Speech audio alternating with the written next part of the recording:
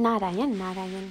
आज हम पढ़ रहे हैं प्रभु की निवास स्थली भक्तों का हृदय जिनके श्रवण समुद्र समाना बाय डॉक्टर रामकिंकर जी महाराज। श्री राम शरणम मम। प्रथम प्रवचन। सुनहु राम अब कहूँ निकेता, जहाँ बसऊ सिय लखन समेता। जिनके श्रवण समुद्र समाना, कथा तुम्हारी सुभग सरिनाना। भर ही निरंतर हो ही न पूरे, तिनके हिय तुम कहूँ गृह रूरे। लोचन चातक जिन करी राखे, रह ही दरस जलधर अभिलाखे। निदर ही सरित सिंधु सर भारी, रूप बिंदु जल हो ही सुखारी। तिनके हृदय सदन सुखदायक, बसहु बंधु सिय सह रघुनायक। जसु तुम्हार मानस बिमल, हंसिनी जीहा जासु। मुकुताहल गुण गन चुनई, राम बसहु हिय तासु। भगवान श्री रामभद्र की महती अनुकंपा से इस वर्ष पुनः यह सुअवसर मिला है कि बिरला अकादमी ऑफ आर्ट एंड कल्चर में भगवान श्री लक्ष्मी नारायण के पवित्र सानिध्य में एकत्र होकर हम लोग श्री रामचरितमानस की कुछ चर्चा कर सकें। कई वर्षों से अनवरत यह जो क्रम चलता आ रहा है, यह प्रभु की ही कृपा है। इस आयोजन के पीछे बिरला दंपति श्री बसंत कुमार जी बिरला तथा सौजन्यमयी श्रीमती सरला जी बिरला की श्रद्धा भावना है, जो निरंतर वर्धनशील है। अब आइए इस 9 दिवसीय प्रवचनों के समय का हम अधिक से अधिक सदुपयोग करें। पिछले वर्ष का प्रसंग आपको याद होगा कि भगवान श्री राम अयोध्या से प्रस्थान करके तीर्थराज प्रयाग स्थित महर्षि भारद्वाज के आश्रम में जाते हैं। प्रातःकाल त्रिवेणी स्नान करने के बाद वे महर्षि से जिज्ञासा करते हैं कि आप कृपा कर यह बताइए कि मैं किस मार्ग से जाऊं। इस प्रकार जीवन पथ के संदर्भ में जिज्ञासा का प्रश्न आपके समक्ष रखा गया था, पर उस यात्रा का लक्ष्य क्या था? इस रहस्य का उद्घाटन महर्षि वाल्मीकि तथा भगवान श्री राम के संवाद के रूप में वर्णित प्रस्तुत पंक्तियों में किया गया है। तीर्थराज प्रयाग से यात्रा प्रारंभ करके प्रभु महर्षि वाल्मीकि के आश्रम में आते हैं। प्रभु ने महर्षि के चरणों में साष्टांग प्रणाम किया और महर्षि वाल्मीकि ने भी प्रभु का बड़ा सम्मान किया तथा भगवान श्री राम को कुटिया में ले जाकर आसन पर बिठाया। उसके पश्चात उन्होंने प्रभु के समक्ष कंदमूल फल अर्पित किया। प्रभु ने रस लेकर उन फलों का आस्वादन किया तथा इसके पश्चात महर्षि से भगवान श्री राम ने यह पूछा कि आप मेरे रहने के लिए कोई ऐसा स्थान बताइए जहाँ मैं भी आनंद पूर्वक रह सकूं और मेरे रहने से किसी को उद्वेग भी ना हो। भगवान श्री राम के इस प्रश्न को सुनकर प्रारंभ में वे मुस्कुराते हैं।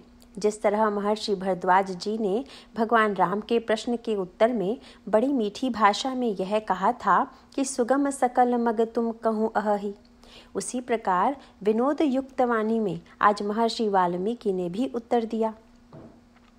जब महर्षि वाल्मीकि से प्रभु ने पूछा कि आप बताइए कि मैं कहाँ रहूं, तो महर्षि ने भी प्रश्न के उत्तर में भगवान राम से प्रश्न ही कर दिया।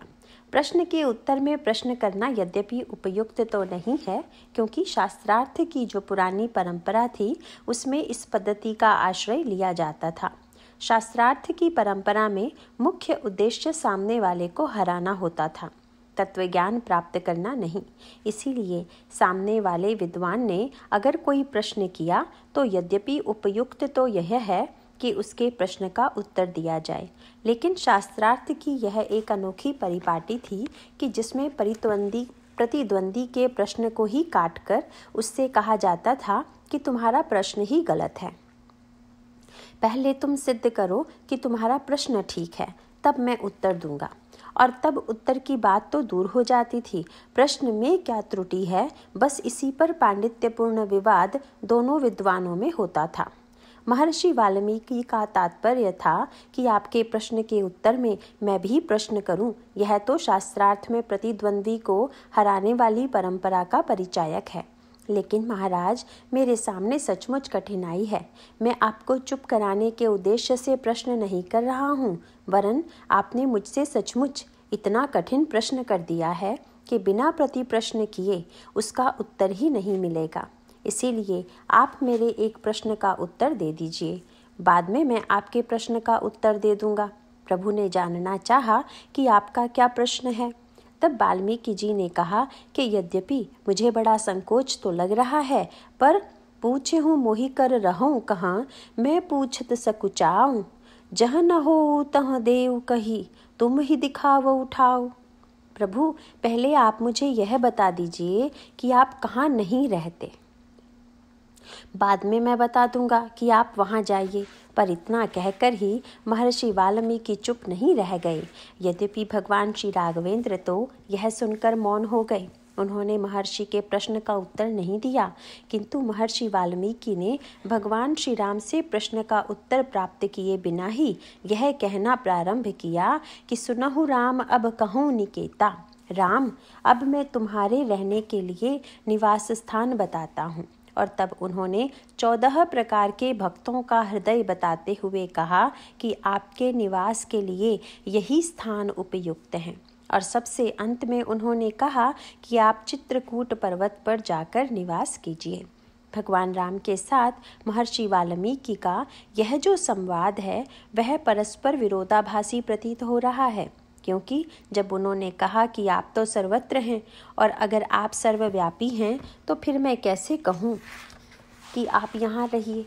यह तब उचित तो यह था कि ऐसा कहने के बाद महर्षि को चुप हो जाना चाहिए था, लेकिन लगता है जैसे महर्षि ने अपनी ही बात को काट दिया हो, क्योंकि वे पुनः कहने लगे कि मैं आपके लिए निवास स्थान बताता हूँ। और भक्तों के हृदय में रहने के लिए प्रेरित करने के बाद वे भगवान श्री राम से अनुरोध करते हैं कि आप चित्रकूट में निवास कीजिए। इस प्रकार मानो महर्षि वाल्मीकि ने भगवान श्री राम के प्रश्न का उत्तर 3 भिन्न भिन्न पद्धतियों से दिया। उन 3 पद्धतियों में बहिरंग दृष्टि से देखने पर परस्पर विरोध प्रतीत होता है, पर परस्पर भिन्नता देखने के बाद भी इन तीनों में जो तारतम्य है उस पर अगर गहराई से दृष्टि डालें तो इसमें हमें साधना का एक अनोखा क्रम प्राप्त होगा। उपर्युक्त प्रसंग में आपका ध्यान मैं इस विलक्षण बात की ओर आकृष्ट करना चाहूँगा कि महर्षि वाल्मीकि और भगवान श्री राम का यह संवाद रामचरितमानस में तो बड़े विस्तार से है, पर वाल्मीकि रामायण में केवल 1 श्लोक मात्र में है। इसीलिए अधिक उपयुक्त तो यही होता कि जब महर्षि वाल्मीकि ने रामायण की रचना की तो वे अपने ग्रंथ में यह लिखते कि श्री राम जब मुझसे प्रश्न पूछे तब मैंने उन्हें यह उत्तर दिया, पर ऐसा उन्होंने नहीं किया। बहुधा लोग जब इन ग्रंथों को पढ़ते हैं तो उनके मन में स्वाभाविक रूप से यह द्विधा आ जाती है कि जो संवाद वे पढ़ रहे हैं वह ऐतिहासिक सत्य है या नहीं, क्योंकि अगर यह ऐतिहासिक सत्य है तो फिर इसे महर्षि वाल्मीकि के ग्रंथ में भी उसी रूप में होना चाहिए था जिस रूप में रामचरितमानस में है। इस दुविधा का समाधान देने के पूर्व मैं एक सूत्र की ओर संकेत करूंगा और आप भी उस सूत्र को उसी रूप में ग्रहण कीजिए जिस रूप में मैं कह रहा हूँ। आप इसे इतिहास के खंडन की दृष्टि से नहीं समझ लेंगे, वरन जिस शुद्ध भाव भूमि में रामचरितमानस की रचना की गई तथा उसके पीछे जो निहित उद्देश्य है उस सूत्र के माध्यम से आप उनकी गहराई तक जाने की चेष्टा करेंगे। और मैं तो यह कहूँगा कि इसी सूत्र में भक्ति शास्त्र का समग्र सर्वस्व छिपा हुआ है। गोस्वामी जी जब यह कहते हैं कि महर्षि वाल्मीकि और श्री राम के बीच यह वार्तालाप हुआ तो प्रश्न यह है कि गोस्वामी जी को ऐसा कहने का क्या अधिकार है, क्योंकि वे तो उस काल में थे ही नहीं। यद्यपि इसके पीछे भी निहित सूत्र यह है कि गोस्वामी जी के समय से ही यह मान्यता प्रचलित रही है कि कलि कुटिल जीव निस्तार, हित वाल्मीकि तुलसी भय। महर्षि वाल्मीकि ही कलयुग में गोस्वामी तुलसीदास जी के रूप में जन्म लेते हैं। इसमें एक मीठी बात यह है कि इतिहास का तात्पर्य तो निरपेक्ष होकर इतिहास के पात्रों के चरित्र या घटनाओं का वर्णन करना है। जिस पात्र के जीवन में जो जो घटनाएं घटित होती हैं, इतिहास के ग्रंथ में उन्हें ज्यों का त्यों लिख दिया जाता है। पर भक्ति शास्त्र की मान्यता केवल इतनी ही नहीं अपितु इससे भिन्न भी है। यह प्रश्न किया जा सकता है कि महर्षि वाल्मीकि जी तो रामायण की रचना कर ही चुके थे, फिर उन्होंने तुलसीदास जी के रूप में पुनः जन्म लेकर रामायण की ही रचना क्यों की? किसी अन्य ग्रंथ की रचना क्यों नहीं की? इसका सीधा सा अर्थ यह है कि यद्यपि पहले उन्होंने इतिहास की पृष्ठभूमि में रचना तो की, किंतु इससे उनको समग्र आनंद की अनुभूति नहीं हुई, बल्कि समग्र आनंद की अनुभूति तो तब हुई जब पुनः जन्म लेकर उन्होंने रामचरितमानस की रचना की। इसका अर्थ यह हुआ कि कोई व्यक्ति अगर सुंदर व्यंजन का वर्णन करे तो इससे उसके व्यंजन ज्ञान का तो पता चलता है, और सुस्वादी व्यंजन का वर्णन सुनकर सुनने वाले के मुंह में पानी भी आ सकता है, लेकिन उसका सच्चा आनंद तो तब है जब वह व्यंजन हमें प्राप्त हो जाए तथा हम उसका रसास्वादन करें।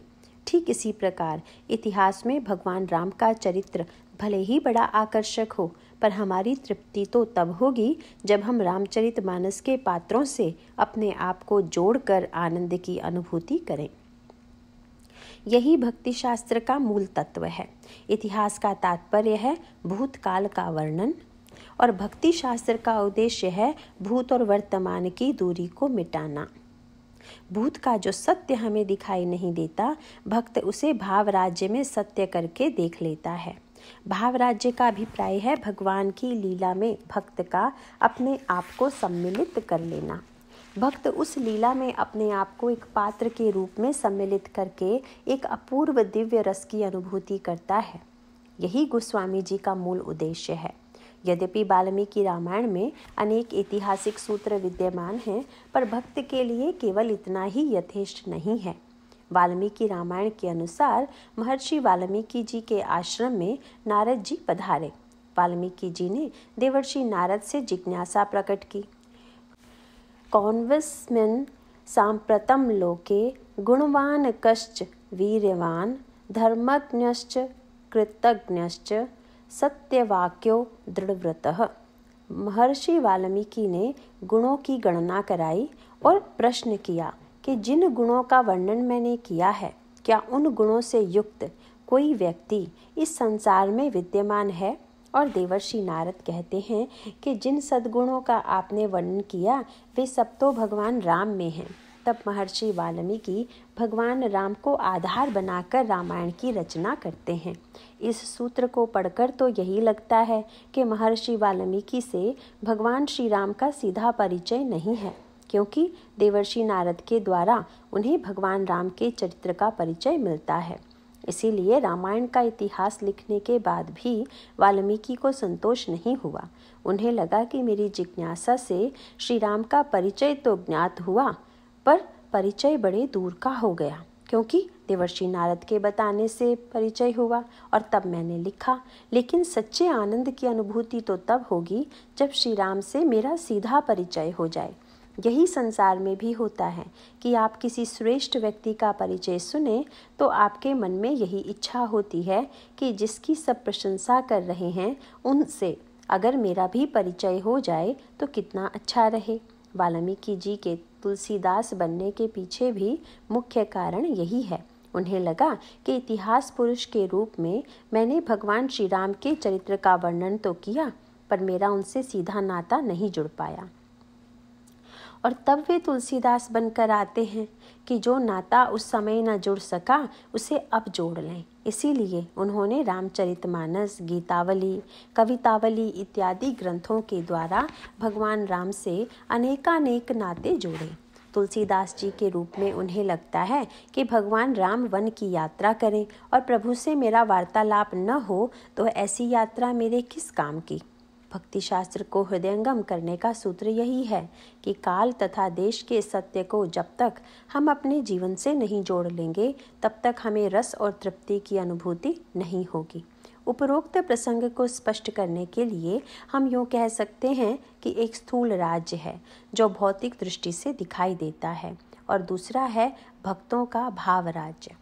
साधारण व्यक्ति तो कहेगा कि भाव राज्य माने कल्पना, पर वस्तुतः भाव राज्य और कल्पना में अंतर है।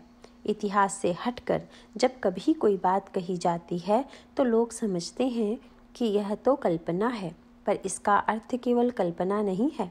इसका सूत्र यह है कि स्थूल राज्य में तो सीमाएं घिरी हुई हैं, क्योंकि स्थूल राज्य में देश की भी दूरी रहेगी, काल की भी दूरी रहेगी तथा व्यक्ति की भी दूरी रहेगी, पर भाव राज्य में ऐसी कोई सीमा नहीं है।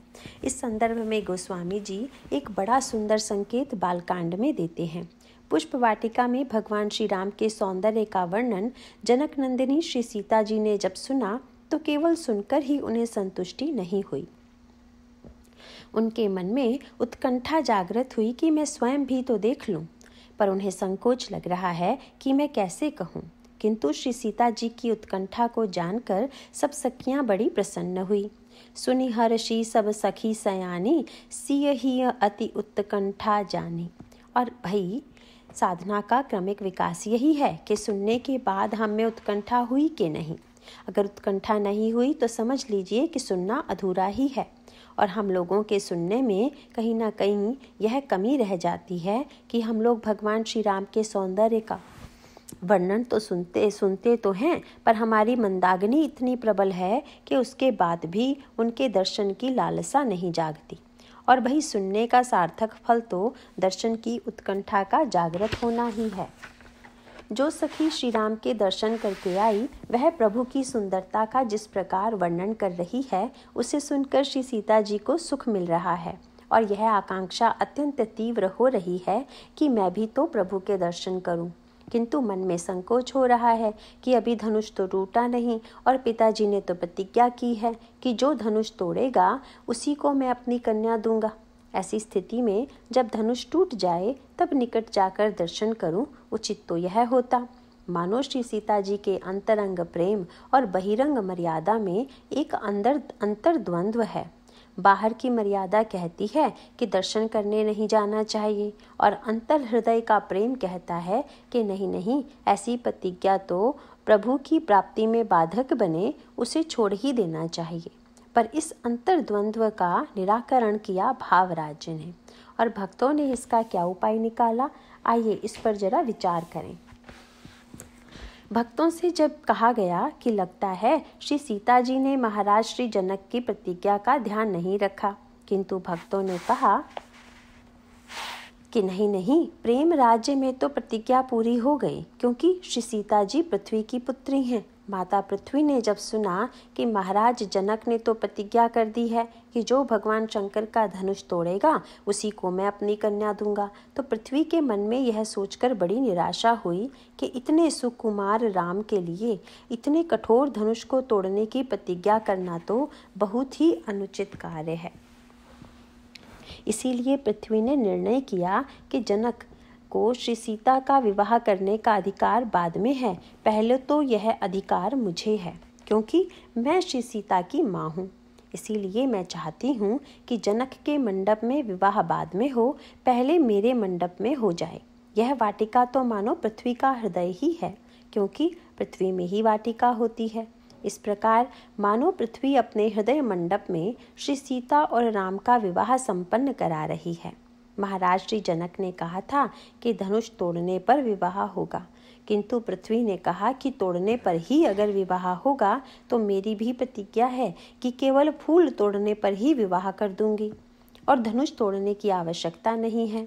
बहिरंग राज्य में तो प्रतिज्ञा है कि कठोर धनुष टूटेगा तब मिलन होगा, पर अंतरंग भाव भूमि में प्रतिज्ञा है कि नहीं नहीं, सुकुमार राम के द्वारा केवल फूल तोड़ देने से ही मिलन की भूमिका संपन्न हो जाएगी। मानो पृथ्वी यह सांत्वना देती है कि तुम मेरी बेटी हो, तुम इस बात की चिंता मत करो कि प्रतिज्ञा पूरी नहीं हुई।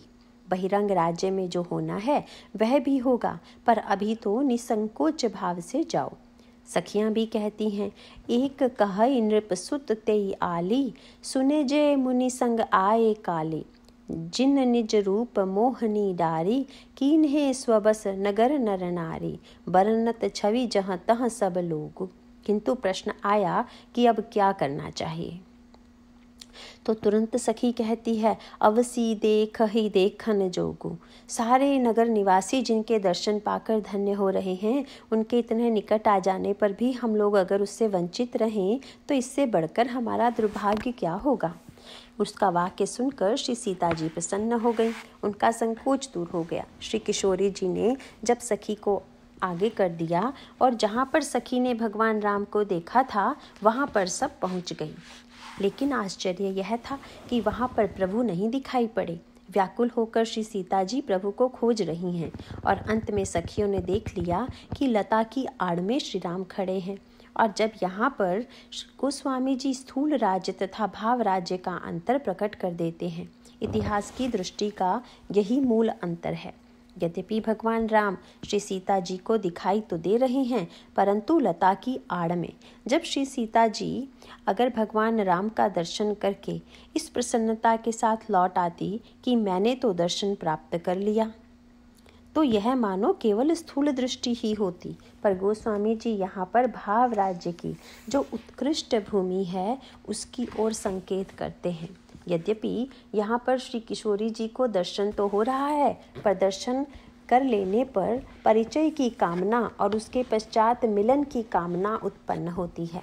पर समस्या यह है कि अगर परिचय और मिलन हो जाए तो फिर बहिरंग इतिहास की मर्यादा तथा पिताजी की प्रतिज्ञा की मर्यादा चली जाएगी, और अगर मिलन ना हो तो हृदय में रस की अनुभूति नहीं हो पाएगी। इन दोनों का निर्वाह केवल भाव राज्य में ही संभव हो सकता है। गोस्वामी जी यहाँ एक सूत्र देते हुए मानो कहते हैं कि इस भाव राज्य की कल्पना नहीं, वरन स्थूल इतिहास से भी बड़ा सत्य कहना चाहिए। गोस्वामी जी कहते हैं कि लता ओट तब साखी लखाए, श्यामल गौर किशोर सुहाए, देखी रूप लोचन ललचाने। बढ़िया मिष्ठान देखकर मन में लालच आ जाए और जब तक उसे मुंह में डाल न लिया जाए तब तक वह आनंद नहीं आवेगा। प्रभु के सौंदर्य को देखकर सीता जी की आंखें ललचा गईं, किंतु यह लालच पूरी कैसे हो? आप निश्चित समझिए कि यह स्थूल राज्य में पूरा नहीं हो सकता। यद्यपि गोस्वामी जी चाहते तो वे ऐसा भी कर सकते थे, क्योंकि हमारे इतिहास में ऐसा वर्णन आता है कि कई राजकुमार और राजकुमारियों ने गांधर्व विवाह की पद्धति से एक दूसरे का वरण किया। श्री किशोरी जी के लिए भी यह संभव था कि वे श्री राम के समक्ष अपना प्रेम निवेदित करती और श्री राम उसे स्वीकार करते हुए अपना भी अनुराग प्रकट करते तथा दुष्यंत शकुंतला की तरह एक दूसरे का वर्ण कर लेते। पर इस पद्धति से दोनों पक्षों का निर्वाह नहीं हो सकता। स्थूल राज्य की मर्यादा बनी रहे और अंतर में रसानुभूति भी हो जाए। बाहर बात न हो पाए पर भीतर बात हो जाए, बाहर मिलन न हो पर भीतर मिलन पूरा हो जाए। यह सब तो भाव राज्य में ही संभव है। गोस्वामी जी इसका सूत्र देते हुए कहते हैं कि श्री सीता जी तुरंत लोचन मग राम ही उर आनी, नेत्र मार्ग से भगवान राम को हृदय में ले आती हैं। श्री किशोरी जी ने बाहर वाले मार्ग को नहीं चुना, क्योंकि वहाँ तो मर्यादा का बहुत बड़ा भय है, और तब उन्होंने प्रभु के लिए एक नया मार्ग बनाया। श्री सीता जी ने मानो कहा कि प्रभु, मर्यादा के मार्ग से भले ही मैं आपको निमंत्रण नहीं दे पा रही हूँ, पर प्रेम के मार्ग से तो निमंत्रण दे ही सकती हूँ। यह नेत्र का मार्ग मानो प्रेम का मार्ग है। जब प्रेम के मार्ग से श्री सीता जी भगवान श्री राम को हृदय में ले आती हैं, तब गोस्वामी जी एक ऐसे दिव्य मिलन का वर्णन करते हैं कि जैसा वर्णन तुलसीदास जी ने अयोध्या में भी नहीं किया। गोस्वामी जी इसके द्वारा मानो यह बताना चाहते हैं कि मर्यादा राज्य में जो कठिनाइयां हैं वे प्रेम राज्य में दूर हो जाती हैं। मर्यादा समाज से जुड़ी हुई है और प्रेम हृदय से। बाहर से तो हमें दूसरों की मर्यादा का ध्यान रखकर ही व्यवहार करना पड़ता है, पर अपने हृदय में हम क्या कर रहे हैं इससे दूसरों को क्या लेना देना। इसे हम एक लौकिक दृष्टांत के माध्यम से यूँ कह सकते हैं कि अगर हम मिठाई खा रहे हों और अन्य कोई व्यक्ति देख रहा हो तो वह बुरा मान जाएगा कि वह अकेले ही खा रहा है, कितना अशिष्ट है यह व्यक्ति। पर अगर हम अपने मन ही मन में मिठाई का आनंद लें तो क्या कोई यह कहेगा कि तुम अकेले ही मिठाई क्यों खा रहे हो। इसका सीधा सा अभिप्राय है कि हम अपने मन में रस को पालें तथा बाहर मर्यादा का पालन करें। बस यही मर्यादा तथा प्रेम का निर्वाह है, और इन दोनों का निर्वाह तुलसीदास जी ने इस प्रसंग में किया है। गोस्वामी जी ने कहा कि भाई, श्री राम के दर्शन मात्र से ही काम नहीं बनेगा, अपितु उनका परिचय भी पाना होगा। उस परिचय की पद्धति का वर्णन करते हुए वे कहते हैं कि जब कोई अतिथि आता है तब पहले तो हम उसे भीतर लाकर घर में ठहराते हैं, उसके पश्चात फिर उसका सत्कार पूजा आदि करते हैं। ठीक इसी क्रम का निर्वाह तुलसीदास जी भाव राज्य में भी करते हैं। यद्यपि श्री सीता जी तथा भगवान राम दोनों बाहर तो दूर दूर खड़े हैं, पर भाव राज्य में भगवान राम नेत्र मार्ग से चलकर श्री सीता जी के हृदय में आ गए। लोचन मग राम ही उर आनी। और जब हृदय में आ गए तो किसी ने गोस्वामी जी से पूछा, महाराज यह तो बताइए कि हृदय मंदिर में लाकर श्री सीता जी ने भगवान राम को किस तरह से पूजा की, किस तरह से सत्कार किया। गोस्वामी जी ने कहा, भाई इसका तो मुझे पता ही नहीं चला, क्योंकि हृदय में लाकर तो दीन्हे पलक कपाट सयानी, श्री सीता जी ने किवाड़ बंद कर लिए। तब पलक किवाड़ बंद हो गए तो मैं क्या बताऊं कि कैसे पूजन हुआ, क्योंकि अब तो वहाँ पर किसी का प्रवेश ही नहीं है। यही है भाव राज्य का मिलन तथा मर्यादा और प्रेम रस का सामंजस्य। जो कार्य स्थूल राज्य में संभव नहीं था वह भाव राज्य में हो गया। गोस्वामी जी से पूछा जा सकता है कि भाव राज्य के आनंद की अनुभूति में प्रबलता कितनी होगी, क्योंकि बहिरंग दृष्टि से अगर देखें तब तो यह मात्र कल्पना है, पर आप इतना निश्चित समझ लीजिए कि संसार के संदर्भ में जो सत्य कहा जाता है वह भी कल्पना है, और ईश्वर के संदर्भ में जो कल्पना की जाती है वह भी सत्य है। ईश्वर के साथ जो नाता हम जोड़ते हैं उसमें प्रश्न यह है कि यह नाता कल्पना है कि सत्य। यद्यपि सांसारिक दृष्टि से वह नाता कल्पना से जोड़ा गया है, परंतु ईश्वर तथा संसार के नाते में यही मुख्य अंतर है कि हम बाहर जो नाता जोड़ते हैं वह कितने दिन टिकेगा, इसमें संदेह है, पर अगर ईश्वर से नाता जोड़ लें तो वह नाता वस्तुतः वास्तविक नाता है। इस पर आप जरा विस्तार से विचार करके देखिए। अगर किसी व्यक्ति ने मान लिया कि भगवान मेरे बालक हैं और मैं भगवान का पिता हूँ, तो जो स्थूल आँखों से देखने वाला इतिहासवादी है वह तो कहेगा, वाह आप अच्छे माता पिता हैं। अरे माता के गर्भ में बालक रहता है, फिर उसका जन्म होता है, तब न नाता जुड़ता है, इसीलिए आप भगवान के पिता कैसे हो सकते हैं। किंतु अगर गहराई से विचार करके देखें तो आपको लगेगा कि शरीर के माध्यम से जो नाता जुड़ता है वह तो सीमाओं से घिरा हुआ होता है, पर भाव से जो नाता जुड़ता है उसमें भौतिक सीमाओं की बाधा नहीं होती। इस संदर्भ में मुझे स्मरण आता है कि एक बार वृंदावन में किसी देवी ने भाई जी श्री हनुमान प्रसाद जी पोद्दार से पूछ दिया कि मैं कैसे ध्यान करूं, किस समय ध्यान करूं। भाई जी ने कहा कि प्रातःकाल 4 बजे उठकर नेत्र मूंद कर ध्यान करो। इस पर उस देवी ने कहा कि महाराज मेरा कन्हैया तो छोटा सा बालक है, इतनी सुबह जगा देने से उसे तो सर्दी लग जाएगी। उन देवी की बात सुनकर भाई जी ने कहा कि अब तुम्हें कुछ बताने की आवश्यकता नहीं है, क्योंकि तुम जहाँ पहुँची हो हमारी बात उससे बहुत नीचे की है। भाव राज्य कल्पना नहीं है, सत्य है। उसी भाव राज्य में श्री सीता जी प्रभु को भीतर ले जाती हैं। अब यहाँ पर भगवान राम ने एक अनोखा खेल किया, क्योंकि अब यहाँ 2 राम हो गए। एक राम तो वे हैं जो लता की आड़ में हैं, तथा दूसरे राम श्री सीता जी के हृदय में। अगर कोई श्री सीता जी से पूछ दे कि जब सामने श्री राम हैं तो फिर आप आंख खोल कर क्यों नहीं देखती, किंतु इस कार्य के पीछे श्री किशोरी जी की भावना बड़ी मधुर है। श्री सीता जी कहती हैं, नहीं नहीं, आँख खोल कर देखने में तो मेरे और प्रभु के बीच में लता व्यवधान बन जाएगी, हमारे और इनके बीच एक दूरी हो जाएगी, हमारे तथा प्रियतम के बीच में कोई और रहे, यह तो असह्य है। किंतु नेत्र मार्ग से हृदय में ले आने पर वह दूरी समाप्त हो जाएगी। और जब प्रभु समझ गए कि आपको लता का व्यवधान भी सह्य नहीं है, तब गोस्वामी जी कहते हैं, लता भवन ते प्रकट भे, भगवान श्री राम तुरंत प्रकट हो जाते हैं। इस प्रकार प्रभु कहते हैं कि अच्छा भाई, मैं अब लता के व्यवधान को पार करके स्वयं आ जाऊंगा।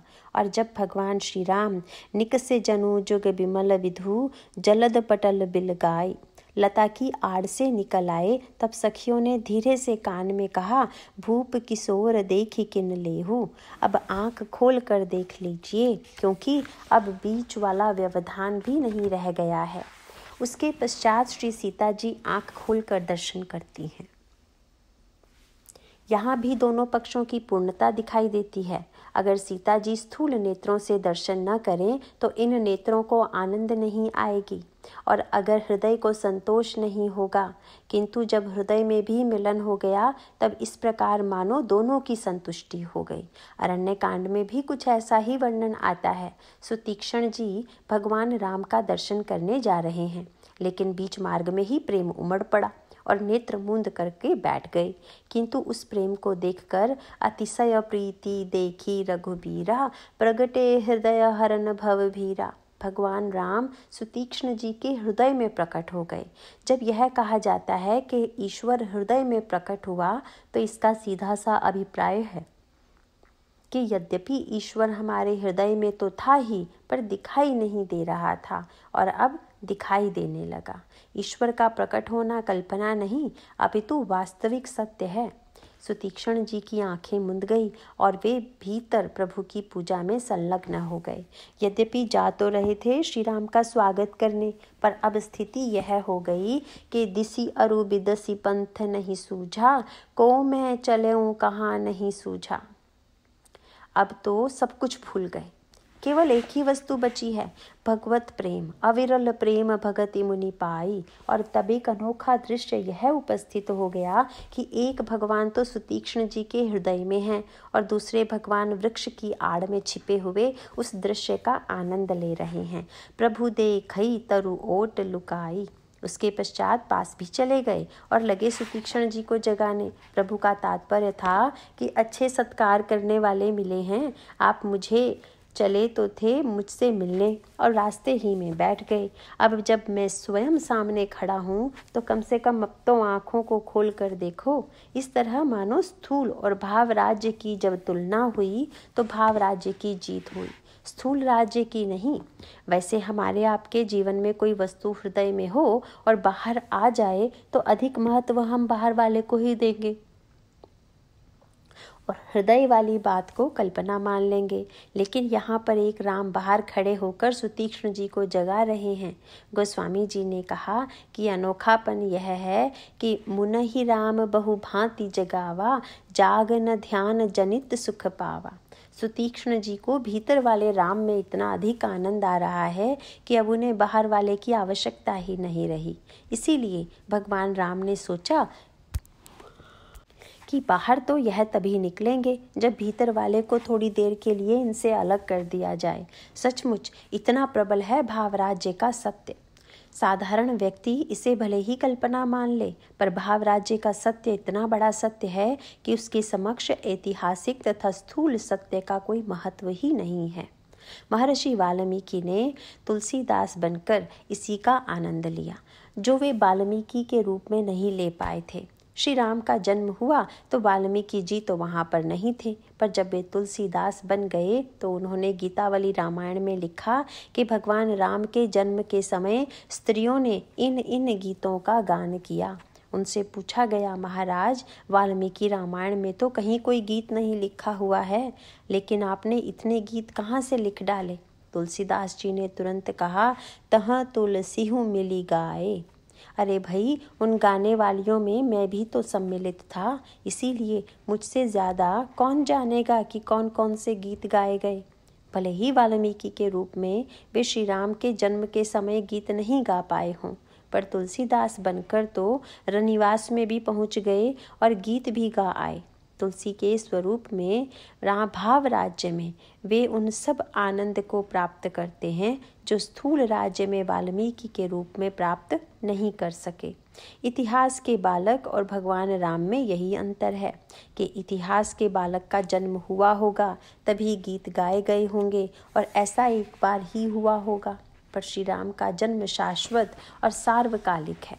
श्री राम के जन्म के समय आप जब भी चाहें गीत गा सकते हैं, क्योंकि भगवान का जन्म या तो कभी नहीं होता या फिर प्रतिक्षण होता है। यद्यपि ईश्वर अजन्मा है, पर आप जब भी भाव बना लें तभी ईश्वर जन्म ले लेता है। फिर आज जितना भी गीत गाना चाहें आनंद से गाइए।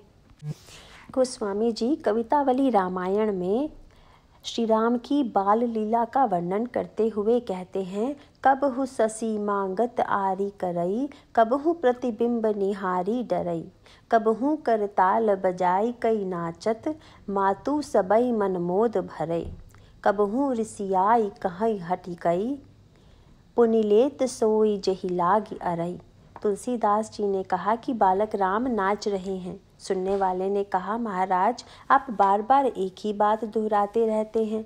आपने रामायण में भी यही लिखा कि भगवान राम नाच रहे हैं। रूप रास नृप अजिर बिहारी, नाचहि निज प्रतिबिंब निहारी। अब दोबारा से वही बात लिखने की क्या सार्थकता है। उन्होंने कहा, भाई अब एक अंतर हो गया, क्योंकि उस समय मैंने लिखा था नृप अहिर बिहारी, दशरथ के आंगन में नाच रहे हैं। अब भी तो नाच रहे हैं, पर दशरथ के आंगन में नहीं नाच रहे हैं, बल्कि अब तो अवधेश के बालक चारि सदा, तुलसी मन मंदिर में बिहरई। अब तो तुलसीदास के मन मंदिर में नाच रहे हैं। इसका अभिप्राय है कि दशरथ के आंगन में नाचने वाला जब तक हमारे मन के आंगन में नहीं नाचेगा, तब तक हमें रस कैसे मिलेगा। बालकांड में गोस्वामी जी ने लिखा कि भगवान श्री राम की सुंदरता देखकर माताएं तिनका तोड़ रही हैं। निरकही छवि जननी तृण तोरी। प्राचीन काल में परंपरा थी कि माताएं बालकों को देखने से पहले तिनके को उठाकर उसे तोड़ देती थी और तब बालक को देखती थी। उनका भाव यह होता था कि यदि नज़र लगनी हो तो यह तिनके को लग जाए, बालक को नहीं। इससे हमारा बालक स्वस्थ रहेगा और नज़र लगने के कष्ट से भी बचा रहेगा। कवितावली रामायण में जब तुलसीदास जी ने वर्णन किया कि बालक के रूप में भगवान राम नाच रहे हैं, तो किसी ने पूछा कि आप यहाँ क्यों नहीं लिख रहे हैं कि निरकही छवि जननी तृण तोरी। गोस्वामी जी ने तुरंत कहा, भाई यहाँ पर तो प्रभु मेरे मन के आंगन में नाच रहे हैं, तो माताएं कैसे तिनका तोड़ेंगी। प्रश्नकर्ता ने फिर पूछा, फिर यहाँ कौन तिनका तोड़ रहा है। तुलसीदास जी ने कहा, नेय छावरी प्राण करई तुलसी, बलि जाऊं लला इन बोलन की। यहाँ पर तो मैंने अपने प्राण को ही तिनका समझ लिया और उसी को न्यौछावर कर दिया। तो भाई यह जो आनंद है भाव राज्य का, जहाँ बालक राम नाच रहे हैं गोस्वामी जी के हृदय के आंगन में, और गोस्वामी जी उस झांकी को देखकर अपने प्राण का न्यौछावर कर उसका आनंद ले रहे हैं, यह कल्पना का आनंद है, यह भाव राज्य का सच्चा आनंद है।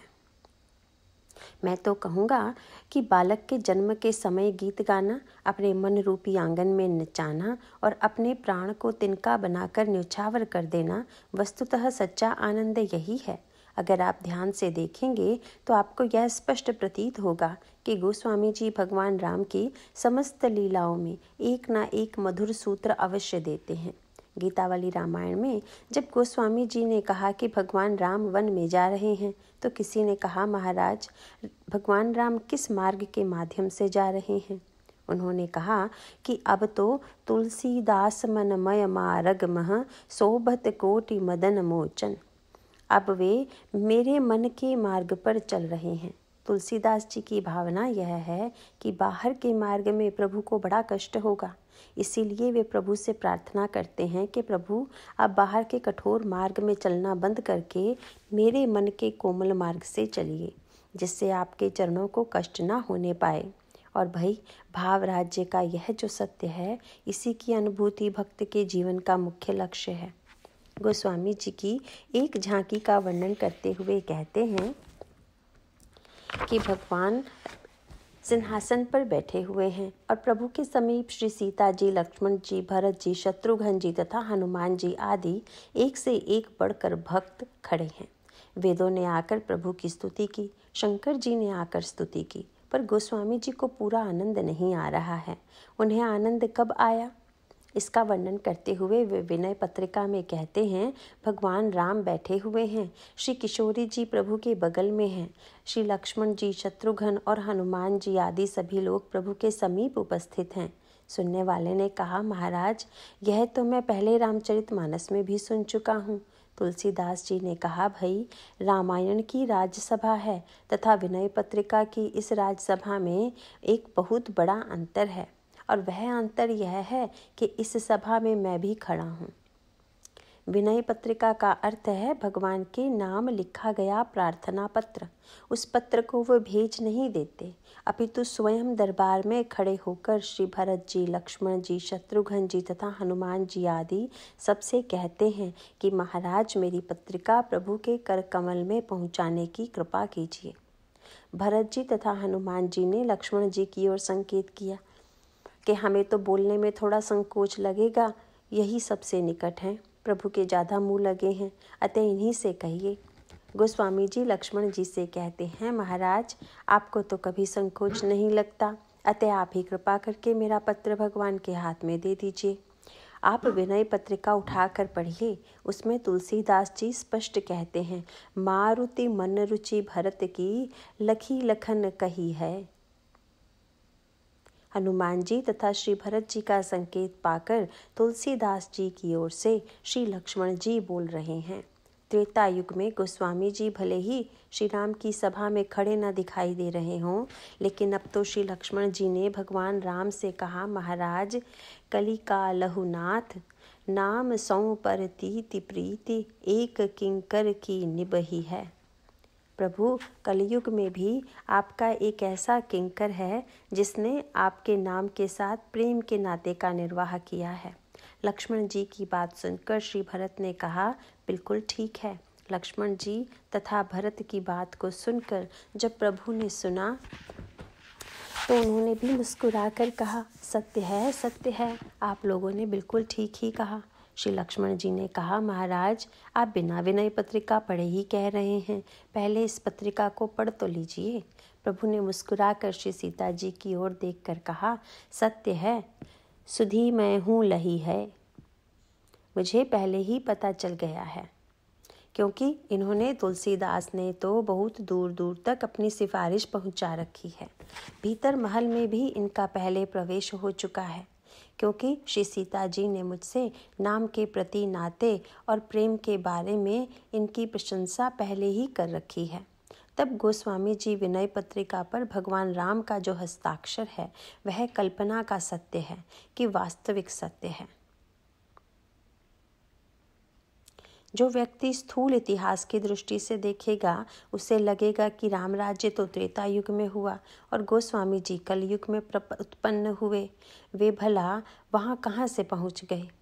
यदि बहुत स्थूलवादी होगा तो कहेगा, दिखाइए वह विनय पत्रिका जिसमें उन्होंने हस्ताक्षर किए हैं, हम तो तभी उसे प्रामाणिक मानेंगे।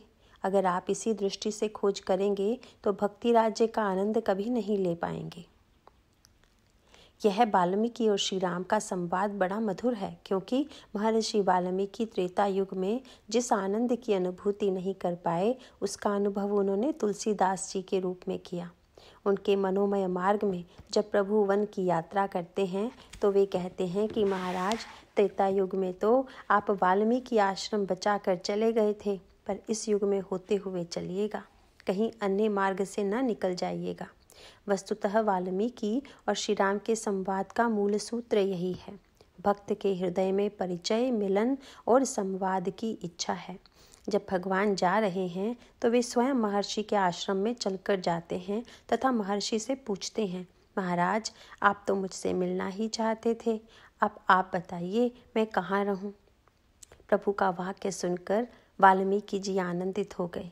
फिर जो उन्होंने कहा वह बात ईश्वर के संदर्भ में बिल्कुल ठीक ही है, क्योंकि जब ईश्वर सर्वव्यापी है तो फिर उससे कैसे कहा जाए कि कहाँ रहिए। इसका मूल सूत्र यह है कि पहले विचार का सत्य भाव राज्य का सत्य बने, और भाव राज्य का सत्य जब क्रिया राज्य में परिणत हो जाए तब जीवन में पूर्णता आ जाएगी। पहले विचार, फिर भावना और फिर क्रिया, इन तीनों का सामंजस्य ही ज्ञान, भक्ति तथा कर्म का सामंजस्य है। मंदिर में हम जिन मूर्तियों को नमन करते हैं वे मूर्तियाँ कहाँ रहती हैं? साधारण पत्थर में रहती हैं कि संगमरमर में रहती हैं? आप जाकर किसी से पूछें कि शंकर जी कहाँ हैं और सामने वाला कहे कि इसी पत्थर में है, तो क्या आपको संतोष हो जाएगा? आप तो उससे यही कहेंगे कि भाई है तो, पर मुझे तो दिखाई नहीं दे रहे हैं। किंतु मूर्तिकार उसी पत्थर से मूर्ति निकालता है, कहीं बाहर से नहीं। इसका सीधा सा अर्थ है कि पत्थर के होने पर भी जब तक पत्थर से मूर्ति को प्रकट करने वाला मूर्तिकार न मिले, तब तक वह केवल सिद्धांत का ही सत्य बना रहेगा, व्यवहार का नहीं। इसे हम साधारण भाषा में यूँ कह सकते हैं कि जैसे एक वृक्ष को देखकर किसी ने पूछा कि इसमें क्या है, इस पर सामने वाला अगर कह दे कि भाई इसमें पलंग है, मेज है, कुर्सी है तथा और भी बहुत सी चीज़ें हैं, तो इसको सुनकर कोई भी व्यक्ति वृक्ष पर जाकर लेट अथवा बैठ नहीं जाएगा, बल्कि वह भी यही प्रयास करेगा कि ऐसा व्यक्ति मिले जो वृक्ष की लकड़ी से इन सब वस्तुओं को प्रकट करे, और किसी कारीगर के द्वारा जब कुर्सी बन जाए तो उस पर बैठने का आनंद लीजिए। किंतु जब तक ये वस्तुएं नहीं बनी हैं, तब तक उसमें सब कुछ होते हुए भी वह हमारे काम का नहीं है। सर्वप्रथम मूर्तिकार के विचार में यह सत्य आवे कि पत्थर में मूर्ति है, और उसके पश्चात प्रश्न यह है कि वह मूर्ति पहले बाहर आएगी या भीतर आएगी। तो इसका उत्तर यही है कि जब भी मूर्ति आएगी तो पहले भीतर ही आवेगी, क्योंकि जब तक मूर्तिकार के हृदय में यह भावना नहीं आएगी कि हमें कौन सी मूर्ति बनानी है, शिव की, विष्णु की, गणेश जी की या किसी अन्य देवता की, तब तक वह मूर्ति को प्रकट नहीं कर पाएगा। इस प्रकार पहले विचार का सत्य बना, फिर भाव का सत्य। पर प्रश्न यह है कि भाव के सत्य के बाद भी क्या मूर्ति बन ही जाएगी? अगर हमसे आपसे कह दिया जाए कि किसी सुंदर मूर्ति की कल्पना कर लीजिए, तो हम सब अपने अंतःकरण में तो सुंदरतम मूर्ति की कल्पना कर सकते हैं। पर अगर यह कह दिया जाए कि जिस सुंदर मूर्ति की आपने कल्पना की है उसे ज़रा इस पत्थर पर निकाल दीजिए, तब तो हम हाथ जोड़कर यही कहेंगे कि यह बात हमारे बस की नहीं है, क्योंकि हम हृदय में तो देख सकते हैं पर पत्थर में प्रकट नहीं कर सकते। लेकिन मूर्तिकार इसकी कला जानता है, उसके मस्तिष्क में पत्थर की विशेषता का ज्ञान है। यह जिसको प्रकट करना चाहेगा पहले उसे हृदय में लाएगा और उसके पश्चात पत्थर में प्रकट कर देगा।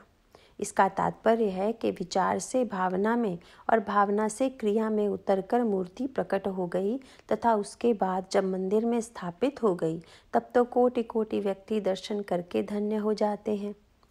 इसी प्रकार यह जो सर्वव्यापक है, जो जड़ और चेतन में विद्यमान है, जो सर्वत्र है, उससे समस्या का समाधान नहीं होगा, बल्कि समस्या का समाधान तो तब होगा जब सर्वव्यापी ईश्वर पहले हमारे हृदय में आए और फिर हमारे जीवन की क्रिया में भी उसका आगमन हो जाए। महर्षि वाल्मीकि के संवाद में यही 3 सूत्र दिए गए हैं। पहले उन्होंने विचार का सत्य कहा कि प्रत्येक स्थान पर है, फिर भावना का सत्य कहा कि आप भक्तों के हृदय में रहिए, और अंत में क्रिया का सत्य कहा कि चित्रकूट में कुटिया बनाकर निवास कीजिए। ये तीनों सूत्र मानो साधना के अनुपम तथा शाश्वत संवाद के रूप में जीव की समस्या का समाधान देने के लिए ही प्रकट होते हैं। यद्यपि कहा यही जाता है कि ईश्वर न तो कहीं से आता है और न ही कहीं जाता है, पर विचित्रता यह है कि रामायण में ईश्वर गया भी और आया भी। वाल्मीकि जी ने मुस्कुराकर पूछा, प्रभु स्थान क्यों ढूंढ रहे हैं?